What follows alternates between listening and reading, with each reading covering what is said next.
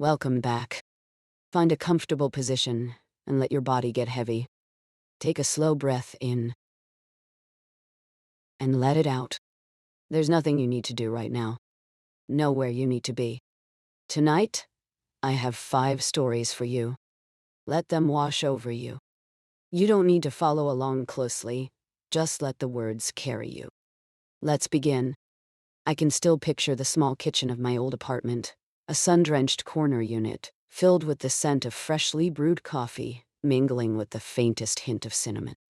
It was one of those lazy Sunday mornings where the world outside seemed to slow down, the light spilling softly through the half-open window, carrying with it the sounds of distant laughter and the rustle of leaves.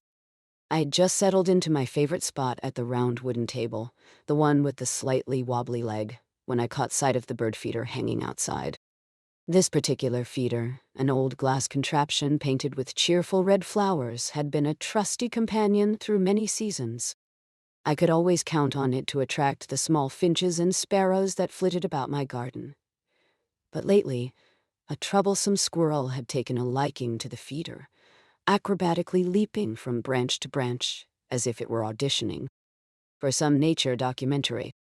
I couldn't help but chuckle at its antics, even as I felt a twinge of annoyance. It was a rather comical sight, watching it scamper along the branches, but there was something frustrating about it emptying the feeder so quickly, leaving the birds with little to enjoy. As I sipped my coffee, I could hear the sound of water trickling in the small fountain I had added to the garden last summer. The gentle burble created a serene backdrop, soothing and steady, while I contemplated the squirrel's next visit. I had tried everything, hanging the feeder higher using squirrel-proof designs, and even sprinkling some pepper around it, but that little creature was resilient. As I watched it inch closer to the feeder that morning, I realized that perhaps this time I would try a different approach. A smile spread across my face at the thought. I remembered an article I had read about some harmless techniques to deter squirrels. With a plan forming, I finished my coffee and pulled on my favorite blue cardigan, the one that felt like a soft embrace, and headed outside. The sun had warmed the air and painted the edges of the garden with gold. I knelt down, surveying the scene, and I couldn't help but notice how everything felt alive. The daisies dancing in a light breeze, the bees lazily buzzing about their business, and the soft rustle of grass beneath my fingers. It was comforting, a reminder that even my small frustrations were just part of this quiet symphony of life. After gathering the supplies, I carefully concocted my plan. Armed with some simple ingredients, cayenne pepper, a bit of coconut oil, and a generous dose of patience, I took to the feeder, applying the spicy mix to the places where those little paws often grasp. If I was going to send that squirrel a message, it would be one comically spicy. Throughout the day, I kept a close watch from my kitchen window, peeking behind the curtain like a scientist in a lab. The moments felt both exhilarating and calming as I lost myself in the rhythm of the day, the mundane tasks blending into a gentle melody. I watered the plants, tidied up a little, and prepared a simple lunch of avocado toast, the green creamy spread resting on toasted bread, topped with a sprinkle of salt and a dash of pepper, or what I like to think of as my own secret weapon in the kitchen. As the afternoon sun dipped lower in the sky, I finally spotted the squirrel perched on the fence, eyeing the feeder with that notorious glint of mischief. I couldn't help but smirk, feeling as though I had set the stage for a small but meaningful duel. The squirrel, with its twitching nose and inquisitive eyes, hopped down confidently toward the feeder, but just as it made its move, it recoiled, its tiny body jerking back, as if it had encountered something shocking. I had never seen anything quite like it. The squirrel froze for a moment, then scurried back, its little tail twitching in confusion, and I couldn't suppress my laughter. I had achieved the perfect blend of humor and light-hearted vengeance. It bounded away, and I couldn't help but feel a warm flutter in my chest, a little merry dance of satisfaction. Over the next few days, I continued to observe the gangly squirrel, which had adopted a new approach, cautiously examining the feeder from a safe distance. No longer did it leap with abandon. Now it would approach, sniff cautiously, and then retreat, somewhat bemused. It felt oddly delightful to witness, to see nature take its course in the most whimsical way. I did miss the little finches settling down for their meals, but the chuckle-inducing antics of the squirrel provided a different kind of entertainment. Soon enough, my friends got wind of my adventure and came over to check it out. One afternoon, under the expansive blue sky, the five of us settled in the garden, enjoying the fresh air and each other's company.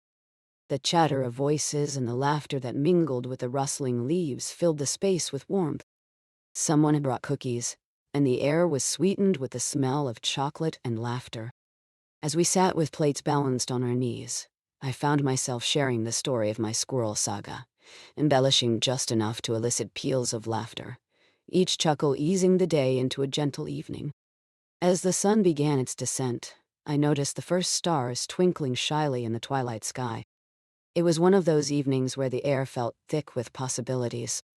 The soft glow of string lights twinkled around the garden, casting a cozy warmth over our gathering, the kind of warmth that filled up the corners of one's heart. Conversations drifted from plans for the weekend to stories about childhood pets, and the laughter felt like a gentle hug wrapping around us.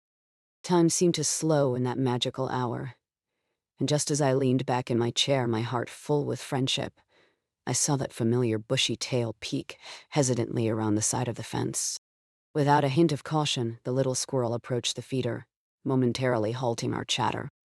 All at once, the garden fell silent, as 5 pairs of eyes turned to witness the unfolding of a triumphant moment. With a small flick of its tail, the squirrel continued its curious investigation. It cautiously made it to the feeder, looked around as if to check no one was watching, and took a tentative nibble.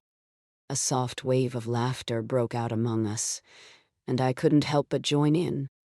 There was something beautifully humbling about watching the little creature, realizing it had adapted, had learned to be careful but curious, just like the rest of us. Each day offered its own lessons and laughter, and I found myself pleased by the little back and forth of our garden dance. As the stars began to twinkle more brightly, and the sky deepened into a rich indigo, a peaceful contentedness settled in. At the end of our gathering, as I waved my friends goodbye, I stood for a moment on the porch, breathing in the cool evening air, feeling the gentle buzz of the day giving way to night. I could hear the distant chirping of crickets, and the tranquility wrapped around me like a soft, warm blanket. I chuckled to myself, half amused by my own mischief, yet also relieved to find that even in silly goals, connections had flourished in friendship, in laughter, and even in the most unexpected truce with a cheeky little squirrel. In the stillness of the night, I turned off the lights, one by one, and felt a sweet sense of gratitude settle in my heart. Finally, as I pulled my blanket up to my chin, I allowed my thoughts to drift softly, realizing that somewhere out there, a little squirrel likely had a story of its own. A story of foolish attempts and gentle victories, just like mine. Take a deep breath, and let's move on to the next one. The late afternoon sun poured through the window, casting a warm, golden glow across the kitchen. I could hear the soft rustle of the newspaper as my father turned its pages, the crisp sound intermingling with the soft gurgle of the kettle heating water for tea. Outside, the sweet scent of honeysuckle wafted on a gentle breeze, slipping through the open window and mingling with the aroma of freshly baked cookies cooling on the counter. It was the kind of day where everything felt idyllic, even in its most ordinary moments. I remember the kitchen well, a cozy, inviting space filled with wooden cabinets covered in little dings and dents from years of loving use. The blue and white checkered curtains fluttered slightly as the breeze caught them, and the table was set with mismatched plates, remnants of numerous family meals. Everything felt familiar, yet tinged with a bittersweet note, echoing the absence of someone whose laughter used to fill this space. As I stood there, stirring a pot of chamomile tea, I glanced over at my father. He looked up from his paper, his brow furrowed slightly, revealing a blend of concentration and worry. It had been far too long since we'd shared a quiet moment like this. Years, in fact. The silence between us had become a gentle but heavy presence, like a lopsided chair that you try to ignore, even as it moves unsteadily beneath you. "Do you remember when we used to have tea every Sunday afternoon?" I asked, my voice uncharacteristically timid. The question hovered in the air, fragile and tentative, like a wisp of steam rising from the cup. He paused, an unexpected flicker of warmth crossing his face. "Of course," he replied softly, a hint of nostalgia weaving into his words. "Your mother always insisted on the herbal blends, didn't she?" A smile tugged at my lips as I thought of those afternoons. My mother bustling around the kitchen, her laughter spilling into every corner, while we sat at the large wooden table, sipping tea from mismatched cups. I could still hear her voice teasing my father about his inability to tell the difference between chamomile and peppermint. Those memories were like scattered puzzle pieces, some lost, yet still holding the power to ease the weight of the present. "Maybe we could do that again," I suggested, my voice barely above a whisper, as if I were afraid to disturb the delicate moment unfolding between us. He nodded, his gaze turning contemplative. And for a heartbeat, I felt a bridge forming in the silence. A connection rebuilt through the shared recollection of simpler times. We moved about the kitchen together, finding a rhythm as we prepared the tea and laid out the cookies. I could feel the warmth of the sun shifting, casting elongated shadows that danced across the floor, like memories flickering in and out of focus. And yet, there was comfort in that kitchen, in that moment as the kettle whistled, breaking our reverie. I poured the tea, and we settled at the table, the gentle clinking of the cups breaking the stillness. I took a moment to observe my father closely, the way his fingers traced the rim of the cup, the softening of his eyes as he looked at me, and how, despite the years and the distance, he still felt like home. "Do you think she would have liked this?" he asked suddenly, a hint of vulnerability creeping into his voice. I paused, the question hanging in the air, heavy yet filled with possibility. "I think she would have loved it," I replied honestly. "She always believed in family, and she would want us to be together." For the first time in what felt like ages, we shared a laugh. His laughter was deep and warm, an echo of the happiness that once resided here. I could almost hear my mother's laughter mingling with his, a soft melody threading through the fabric of our memories. As we talked, the mundane began to slip away. We spoke of old neighborhood haunts, the absurdity of my childhood antics and current mishaps in the town.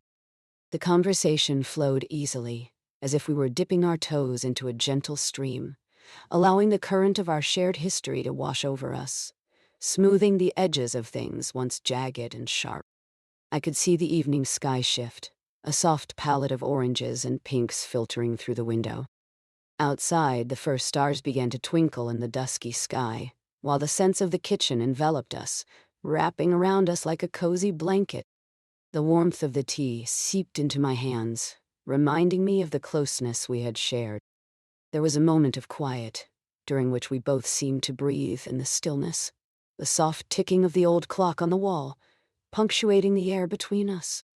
I could feel a wave of peace settling in, as if our hearts had found a rhythm together again.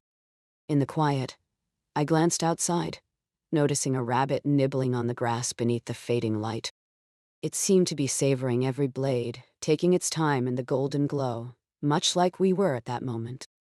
I smiled at the image of it, a small reminder that sometimes the world needs to be appreciated slowly, amid snippets of laughter and the shared comfort of presence. "Do you remember the camping trip where I accidentally set fire to the marshmallows?" I chuckled, leaning back in my chair, remembering how we had erupted in laughter at my young clumsiness. "Oh yes," he replied, shaking his head with an amused smile. "You were so determined to impress your friends, but you ended up with a singed marshmallow and a very worried father." We laughed together, the sound ringing through the kitchen, buoying us both a little higher. In that laughter was an understanding, a lightness that I hadn't realized we had both missed so dearly. As the evening crept on, We slowly transitioned to quieter stories, our voices weaving an atmosphere of warmth and intimacy. I spoke about my life, my work, and even my aspirations, while he shared tales of the neighborhood, how the old oak tree had finally been trimmed, and how Mrs. Jenkins had taken up knitting during the pandemic. The kitchen filled with the comforting hum of our conversation. Stories flowed like the gentle ebb and flow of tides, causing ripples of connection that softened the former distances between us. With each shared laugh and gentle recollection, the weight of old misunderstandings began to fade, replaced by something lighter, something that felt like love wrapped in hope. As I glanced at the clock, I noticed that the evening had slipped quietly into night. The stars shone brightly outside, blanketed in a luminous tapestry against the dark sky, each one twinkling like a small promise. But here, in the stillness of this kitchen, time seemed to hold its breath, allowing us the gift of lingering just a little longer. Eventually, we realized that the kettle had long since cooled, and the cookies had all but disappeared. A comfortable silence settled in again, each of us reflecting on the simplicity of this moment. The feeling of reconciliation, bonding like the threads of a warm quilt. "Thank you for today," my father said softly, breaking the stillness. His voice was steady and filled with earnestness. I didn't know how much I missed this. I smiled, my heart feeling full. I think we both needed it. With the kitchen now dim but wrapping us snugly in its gentle embrace, the soft sounds of our shared laughter lingered like echoes in the warm air. I took a moment to glance around, absorbing the coziness, the gentleness of the moment. As the warmth of the room began to cradle me, I felt the familiar pull of sleep creeping into the edges of my awareness. I closed my eyes for just a moment, allowing the tranquil feeling of the day to wash over me, to soothe away the worry and uncertainty of the past. There was a stillness, a gentle hush that enveloped me, as if the very walls were whispering, "Everything is all right." I let the sensation settle deep into my bones, as I imagined the soft glow of the kitchen, the gentle laughter, and the feeling of being home.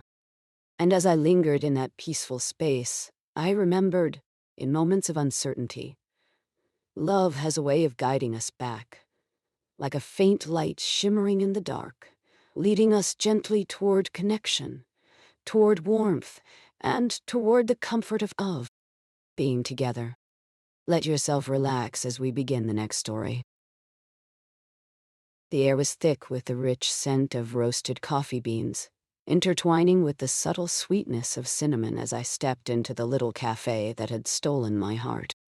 It was a cozy nook filled with mismatched wooden furniture and walls lined with faded photographs of smiling patrons, some of whom had clearly been coming here for decades. The soft hum of conversations flowed around me, punctuated by the occasional clink of ceramic cups being set down on the counter. Light filtered in through the large front windows, casting gentle patterns on the worn floor, revealing bits of dust dancing in the golden rays of the morning sun. I made my way to the counter where a familiar face greeted me. Sarah, the barista with curly hair that bounced cheerfully as she moved, flashed a smile. Her easy laughter filled the space, wrapping me in warmth. I ordered my usual, a steaming cup of their house blend, dark and rich, before finding my favorite corner table, tucked away by a window. I settled in, enjoying the quiet buzz of morning chatter and the occasional rustle of a newspaper, or the soft tap of fingers on laptop keys. It was a small town, one where everyone knew your name, and mornings like these felt gentle, like the soft embrace of a well-loved blanket. I pulled out my notebook, ready to draft the day's to-do list. But as the cafe filled with the first hints of the day's hustle, my mind drifted instead to my job at the local bookshop. The shop was a quaint space, filled with the scent of old pages and polished wood, nestled between a bakery that filled the air with the aroma of fresh pastries and an antique store that brimmed with forgotten treasures. Each day there felt purposeful, yet unpredictable. And on this particular morning, the thought of heading to work filled me with a sense of eager anticipation. As I sipped my coffee, I recalled the last couple of weeks. My boss, Mr. Fenwick, had been under an unusual amount of stress. He was a dedicated man whose love for books was only matched by his passion for ensuring the shop's success. But lately, it seemed almost as if a shadow had fallen over him. I had noticed him working later hours, his brow knitting together in deep concentration as he juggled suppliers, inventory, and the occasional customer complaint. He always wore his heart on his sleeve, and it was tough to see him so beleaguered. The small bell above the cafe door jingled, and a few more regulars trickled in. Among them was Helen, a retired school teacher with twinkling eyes and a way of making everyone feel like they were family.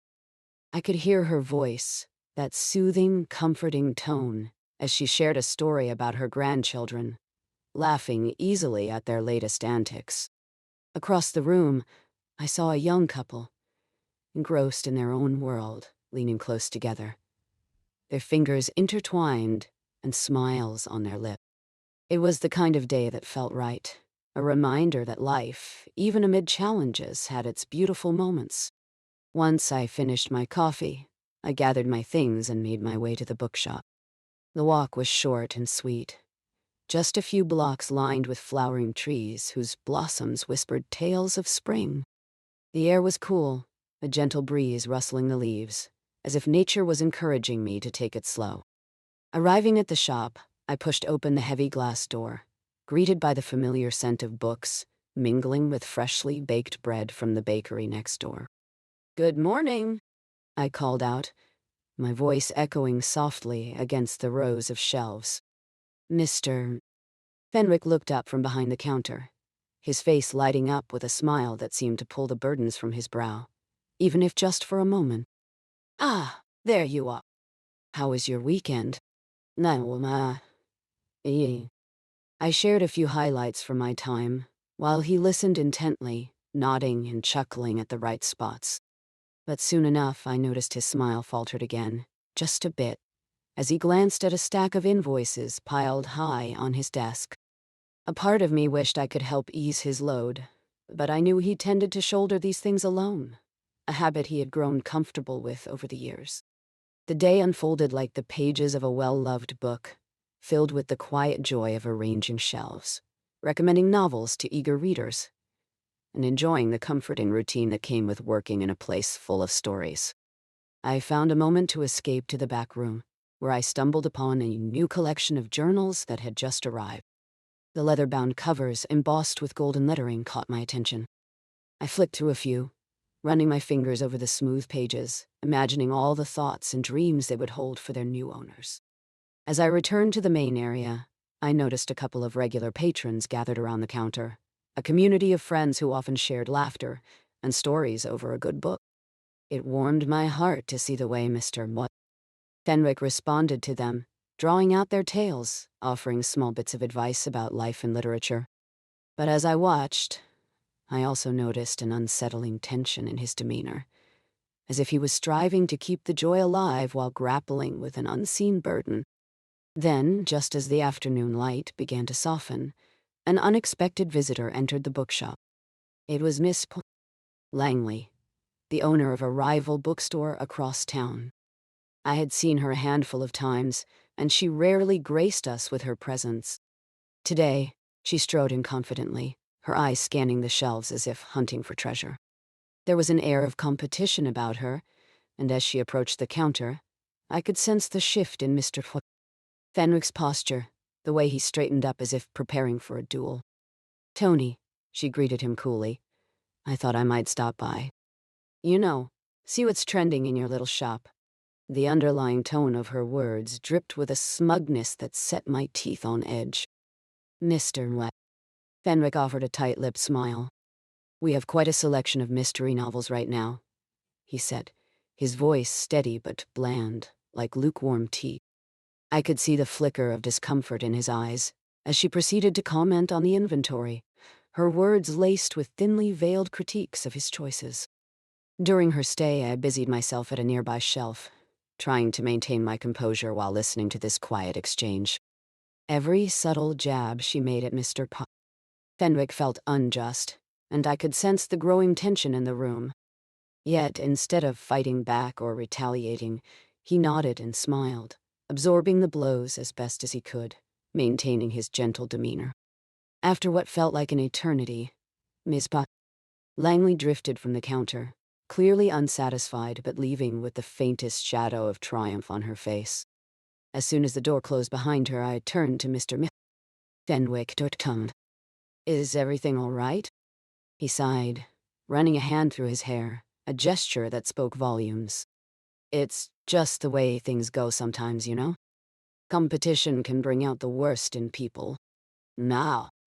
I felt a knot in my stomach as I watched him, wishing I could find the right words to help him shake off the morning's encounter. But you're doing a great job here, I offered, half-heartedly. Encouragement often felt inadequate in the face of his passion for the shop and the unfairness he faced. The day meandered into evening, the light outside fading softly into shades of soft twilight. I could sense that Mr. Fenwick was still carrying the weight of earlier as he worked. Suddenly, an idea sparked in my mind, one that gave me a sense of purpose. What if I could gather our regular customers? I had an inkling they felt the same way I did and could rally together to uplift him. The following day, I orchestrated a little gathering at the bookshop. It was unassuming, just an invitation shared with our regulars to come enjoy an evening of reading and sharing stories. I watched as the familiar faces trickled in, their comfort within the walls becoming a soothing balm. They each brought something, a favorite book or a cherished memory to share, and soon laughter filled the air, warming the room like a soft fire. Mr. Fenwick was visibly taken aback as he entered the shop that night, the glow of candles illuminating the space and the sound of voices echoing with joy. "What is this?" he asked, a genuine smile breaking through the weariness on his face. "It's a celebration," I said, gesturing to the circle of friends gathered around. "Just wanted to remind you how much this place means to us." The way he lit up was like seeing a flower bloom, petals unfurling under the sun. As stories flowed and laughter danced in the air, I caught a glimpse of the weight lifting from his shoulders. Everyone shared their favorite moments at the shop, all the little connections we made over books, and how he had turned a simple place into a sanctuary for us all. It felt like a tapestry being woven together, thread by thread, each story adding its own color to the fabric of our little community. As the evening drew to a close, I saw Mr. Fenwick standing by the window, gazing out at the street bathed in the soft glow of streetlights. His eyes were bright with gratitude, the lines around his mouth transformed into a gentle smile. It was a rare moment of peace, one where the layers of worry began to peel away, revealing the heart of the man who had nurtured a love for stories within our town. Eventually, the last of our friends departed, and a comfortable hush settled over the bookshop. Mr. Fenwick leaned against the counter, his posture relaxed. "Thank you," he said quietly, as though the weight of the world had lightened just enough for him to breathe easier. I returned his smile, feeling a surge of warmth across the room, a connection that transcended the day's earlier tensions. "You're not alone in this, you know. We're all here. Then us." The day faded into a soft embrace of night, and I found myself savoring the stillness that followed, the rich aroma of books and the warmth of the candlelight, creating an inviting atmosphere of calm. I gathered my things, ready to head home, feeling content that perhaps the little gathering had brought forth the change we needed. Walking back through the now quiet streets, the cool night air kissed my cheeks, the stars twinkling above like distant friends. I returned to my cozy corner of the world, the soft creak of my door heralding my return. As I settled into bed, the weight of the day and its triumphs wrapped around me like a soft quilt, and I surrendered to the soothing rhythm of my breath. The world outside rested in stillness, and I closed my eyes with a smile, knowing that sometimes justice means simply bringing people together, reminding them of their worth, and allowing warmth to flow through a space where kindness could flourish. And as sleep began to envelop me, I let the sweet sound of laughter from that evening echo softly in my heart. a gentle lullaby that would carry me into dreams of hope and connection. Take a deep breath, and let's move on to the next one. The evening had settled around the small seaside cottage, wrapping it in a gentle embrace, the kind of embrace that is soft, warm, and slightly salty from the nearby ocean. The wooden floor creaked softly beneath my feet, a familiar sound I had grown fond of over the years, like a gentle reminder that I was home. I could smell the faint scent of wood smoke wafting in from the fireplace, where a few embers glowed softly, crackling and popping as they released tendrils of warmth into the air. I wandered into the kitchen, its walls adorned with cheerful yellow paint that seemed to capture the last rays of the setting sun. The window was slightly open, allowing the cool night breeze to drift in, carrying with it the distant sound of waves rhythmically lapping against the shore. There was something soothing about that sound, a constant heartbeat reminding me of the world outside. I took a moment to lean against the countertop, the coolness of the surface grounding me, and I closed my eyes, allowing the sounds to wash over me like a gentle tide. Tonight was a special evening. It held a quiet promise, a gentle farewell wrapped up in small rituals that felt both ordinary and sacred. I had invited a few friends over, the kind who had known me through years, filled with laughter and tears. They were the sort of friends who would sit with me for hours, sharing stories over mugs of hot cocoa, their laughter filling the air, lightening the heaviness that sometimes settled in my heart. As I prepared the cocoa, the warmth from the steaming pot wrapped around me, filling the room with the rich, nostalgic scent of chocolate. I could hear the soft murmur of my friends as they settled into the living room, their voices blending with the crackling fire, creating a symphony of comfort and familiarity. I smiled softly to myself, remembering the countless evenings spent in that very room, laughing, sharing secrets, and making memories that would linger like the sweet scent of cocoa. I poured the hot chocolate into mismatched mugs, each one a small reflection of our personalities, some quirky, others classic. I carried the steaming mugs into the living room, where laughter spilled out like confetti, warm and inviting. The flickering firelight danced across their faces, illuminating the joy and love we shared, and I felt a pang of gratitude wash over me. We settled into our usual spots, the couch sagging slightly from years of good company, the armchairs worn but sturdy. My friend Clara, with her wild curls, was animatedly recounting a tale from her childhood that had us all in stitches. I watched the way her eyes sparkled with mischief, the way her laughter bounced off the walls like a child's delight, and I couldn't help but chuckle along. Her stories had a way of pulling us in, making the mundane feel magical. Then there was Michael, his calm demeanor, a gentle counterpoint to Clara's exuberance. He leaned back, cradling his mug, ready with a sly smile, waiting to interject with a wry comment that always made us laugh even harder. It was the kind of laughter that rippled through you, filling up empty spaces you didn't even know existed. As the evening wore on, we drifted from stories to memories, sharing snippets of our lives that had woven us together over time. I could hear the familiar tone of nostalgia creeping into our voices, the unspoken acknowledgement that change was in the air. I felt a longing, a bittersweet sensation that made my heart swell and ache at the same time. Each laugh felt precious, as if we were gathering moments in a fragile basket, knowing that some would have to be set free to let new ones in. A quiet moment settled over us then, the kind that wraps around your heart like a soft blanket. I glanced around the room, taking in the soft glow of the fire, the contented expressions on my friends' faces. I realized that this was a transition, a letting go of sorts. The cottage had been our gathering place, a haven for us, yet in the morning, I would be packing it up, moving on to a new chapter. Remember the time we tried to make cookies? I prompted, a smile breaking through, trying to steer us back to a happy memory. I think we ended up with more flour on ourselves than in the bowl. Oh, that was a disaster. Clara laughed, shaking her head. I think half the flour ended up on the ceiling. Michael chimed in, and we decided on an impromptu flour fight instead of cleaning it up. I still can't believe we found flour in the most unexpected places for weeks afterward. Nine.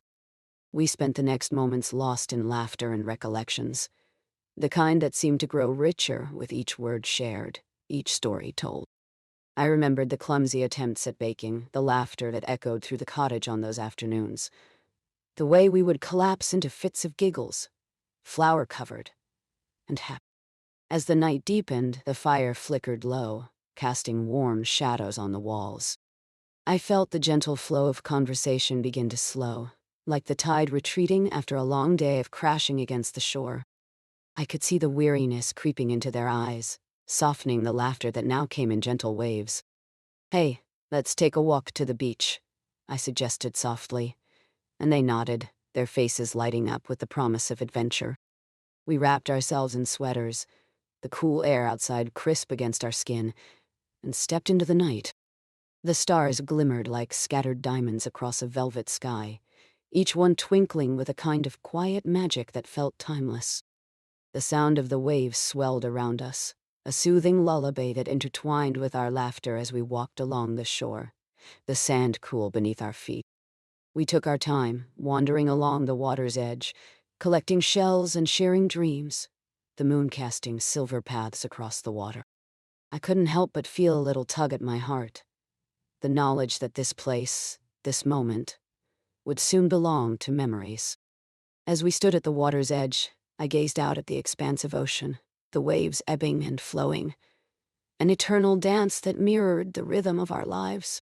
I took a deep breath, the salty air filling my lungs, and felt the gentle pull of the tide, a reminder that letting go is not about loss, but rather about embracing what comes next. "Thank you," I whispered lightly to my friends, my voice barely rising above the gentle sounds of the ocean. They turned, surprise flickering in their eyes, and I smiled, feeling warmth spread within me. "For everything," I added, glancing from one face to the other, each lined with kindness and shared history. They nodded, understanding without needing to speak, and we stood together in that sacred silence, feeling the pull of the tides as they whispered their own goodbyes. Eventually, we wandered back, the night drawing us in with a soft sigh. Once inside, we settled once more around the faintly glowing embers of the fire, a circle of warmth and affection. I noticed the way my friends exchanged soft glances, their expressions tinged with understanding, the night wrapping us in its embrace as we began to wind down. As the fire crackled softly, I felt the heaviness of sleep creeping in, the gentle pull of dreams weaving around me like a tender cocoon. "I guess we'll have to make new memories," I murmured, not really expecting a response, my eyes growing heavy. "Always," Clara replied quietly, her voice soft and reassuring, as though she were weaving a spell of comfort around us. One by one, my friends found their way to their own beds, their figures blurring into the quiet corners of the cottage, where memories would linger even in silence. I watched the last flicker of the fire dance before feeling my own eyelids grow heavy, leaning back against the couch. In those final moments, I allowed myself to drift, the familiar sounds of the cottage lulling me into a peaceful surrender. I was part of something larger, a tapestry woven with laughter, love, and the bittersweet thread of letting go. The world outside hushed, the waves continuing their timeless rhythm, and in that tranquil cocoon, I let go and allowed myself to be carried away on the gentle tide of sleep, knowing that tomorrow held its own promise of new beginnings. Let yourself relax as we begin the next story. There was something about the scent of warm bread that could always bring me home. I remember one rainy afternoon, as the patter of droplets formed a soft rhythm against the window panes. I found myself in my little kitchen, the comforting aroma wafting through the air, curling around me like a cozy blanket. I could hear the oven humming gently, a soft reminder of the loaf I had been nurturing for most of the morning. The light from the overhead fixture cast a golden hue across the checkered tablecloth, and it felt like a safe harbor amidst the swirling gray outside. Outside, the clouds hung low, an endless expanse of soft charcoal, casting a muted light that turned everything just a shade dreamier. I leaned against the cool tile of the counter, cradling a mug of chamomile tea whose steam danced upward in delicate spirals. It soothed my weary spirit as I observed the rain streaking down the glass, making tiny rivulets that crisscrossed like little roads on a map. That afternoon felt as if it had been crafted specifically for quiet moments of reflection. No rush, no noise, just the rhythm of rain and the gentle hum of my baking. Soon, the timer on the oven chimed, a cheerful ding that momentarily punctured the stillness. I opened the oven door and was greeted by a warm gust of air carrying the hearty scent of freshly baked bread. The loaf was a perfect golden brown, its crust crackling softly as I lifted it onto a cooling rack. I could hardly resist the urge to slice into it right then, but I knew that some things are best savored in their rightful time. I took a moment to admire my handiwork, the way the steam curled up like a shy dancer from the loaf. And then, as I reached for the butter resting on the counter, I heard a light knock at the door, followed by the familiar sound of my friend, Leo, calling out. "Hey, is it safe to come in? Or are you concocting some culinary disaster?"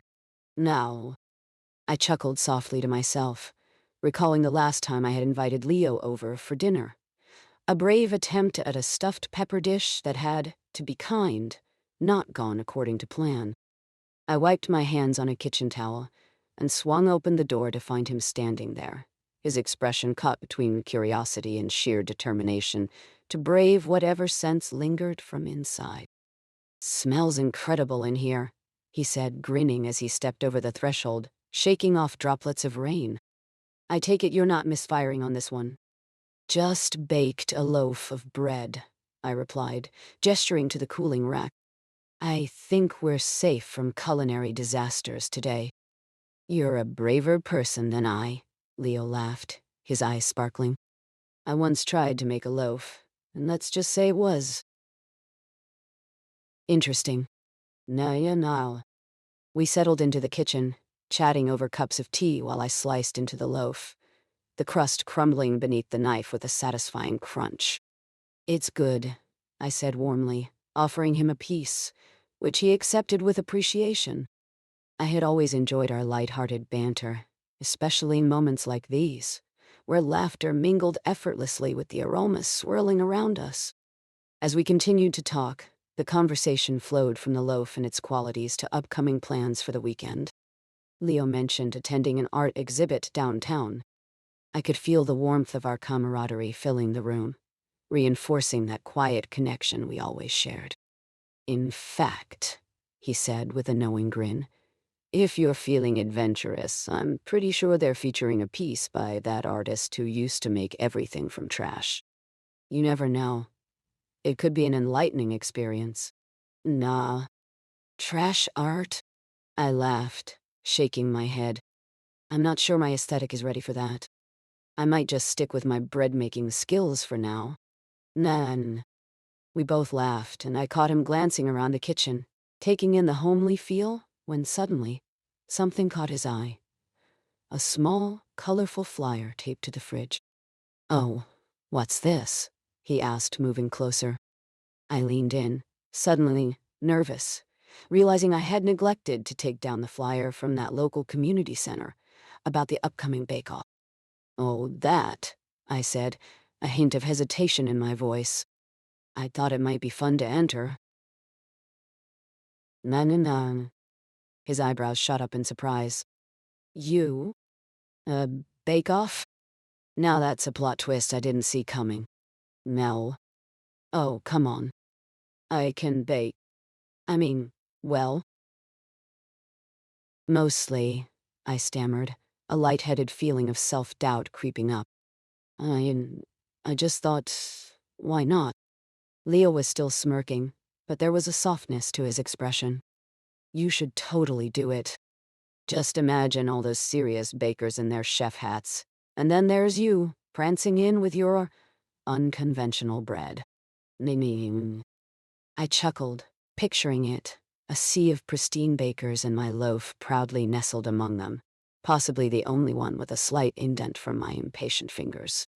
But then I felt a twinge of worry, What if my baking skills weren't enough? What if I... He interrupted me gently. What if you win? The world needs more unconventional bakers like you. Dynamite. We both shared a laugh, but behind it lay a warm, unspoken support that wrapped around me like the scent of that loaf. As we relaxed back into conversation, I noticed my mind distractedly drifting between thoughts. The texture of the bread, the hazy outlines of our plans for the weekend, and the gentle sound of rain tapping against the windows all swirled together into a kind of lull, each sound mixing like colors in a subtle painting. I felt my eyelids getting heavier as I took another sip of chamomile tea, the warmth pooling in my stomach in a comforting way.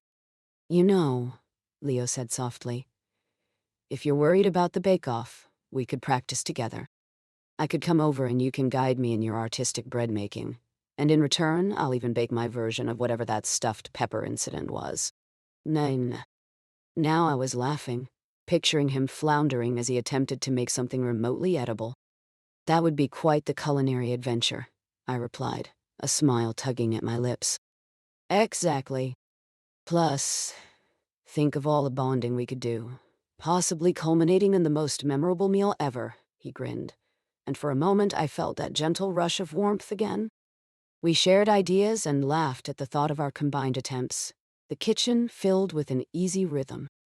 The rain continued to tap softly outside, creating a pleasant backdrop of sound that echoed the soothing cadence of our words. It was easy to let the worries of the world fade away in moments like this, where friendship unfolded gently, like the warm bread cooling on the rack. Gradually, the conversation slowed. Our voices softened. I leaned back against the counter, appreciating the cozy familiarity of the moment. Leo took a bite of the bread and nodded in appreciation, his eyes sparkling with delight. You know, he said, this really is something special. In that instant, a warm wave of comfort washed over me. The laughter, the friendship, the scents, all woven together in a tapestry of connection so tangible that I could almost hold it. Just then, Leo absent-mindedly reached for the flyer again, and with a playful flourish he said, So, when's the first bake-off practice? I'll be here with chef's hat and apron, ready to unleash my hidden potential. None. And I chuckled, shaking my head. Just don't let the trash artist get to you. As Leo laughed, the rain outside began to settle, each drop slowing its pace as if lulled by the beauty of the moment. I surrendered to the melody of his laughter, the warmth of the bread, the sweet fragrance blending with the fading pitter-patter outside. Time seemed to stretch, and as I watched him comfortably chewing on another slice, I found solace in the simplicity of our afternoon together. A safe harbor amidst the world's hustle. In that peaceful kitchen, I allowed the gentle rhythm of the moment to cradle me, each second inviting a sense of calm, as if the entire universe conspired to remind me that it was okay to slow down, to be present, to share a simple loaf of bread with a friend who cared. And as I leaned back, sipping my tea, I felt the warmth wrap around me, a soft cocoon of comfort, of quiet connection. The laughter faded into the background, the rain's lullaby taking its place, and my heart settled in a smooth embrace of peace. Just as my eyelids fluttered closed, I found myself grateful for the warmth of that day, knowing that everything truly was just fine. The light in the kitchen dimmed slowly, the world outside quieting down with the gentle rain. And I breathed in the sweet, lingering scent of the loaf, feeling at home, feeling safe. And that's the last story for tonight. You've traveled a long way to get here. Through 5 quiet worlds, 5 small lives, 5 gentle resolutions. Your breathing is slower now. Your body is heavy and warm. There's nothing left to think about. Just the quiet. Just the dark. Just rest. Good night.